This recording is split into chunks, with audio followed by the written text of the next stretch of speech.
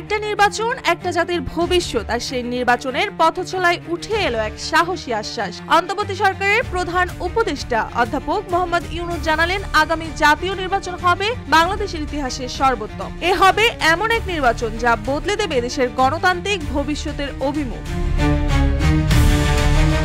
19 April শনিবার ঢাকার রাষ্ট্রীয় অতিথি ভবন যমুনায় জমে উঠেছিল এক গুরুত্বপূর্ণ বৈঠক। আন্তর্জাতিক নির্বাচন পর্যবেক্ষণ সংস্থা Asian network for free election এর প্রতিনিধি দল সাক্ষাৎ করে প্রধান উপদেষ্টার সঙ্গে। বৈঠক শেষে অধ্যাপক ইউনূসের কণ্ঠে শোনা গেল দৃঢ় প্রত্যয়, আগামী জাতীয় নির্বাচন হবে অবাধ, সুষ্ঠু এবং অংশগ্রহণমূলক, যা বাংলাদেশের ইতিহাসে এক নতুন মাইলফলক।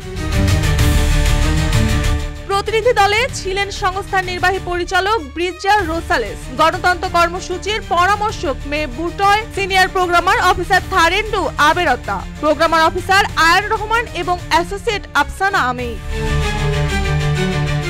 Asian network for free election গত 2 দশক ধরে এশিয়া জুড়ে সুষ্ঠু নির্বাচন ও গণতান্ত্রিক সংস্কারে কাজ করে যাচ্ছে। তারা বাংলাদেশে একটি স্বাধীন নাগরিক চালিত নির্বাচন পর্যবেক্ষণ ব্যবস্থা গড়ে তোলার পরিকল্পনা তুলে ধরে। তাদের ভাষায় নির্বাচনের স্বচ্ছতা, অংশগ্রহণ এবং জনগণের আস্থা ফেরাতে চাইলে চাই জবাবদিহিমূলক এবং অন্তর্ভুক্তিমূলক পর্যবেক্ষণ।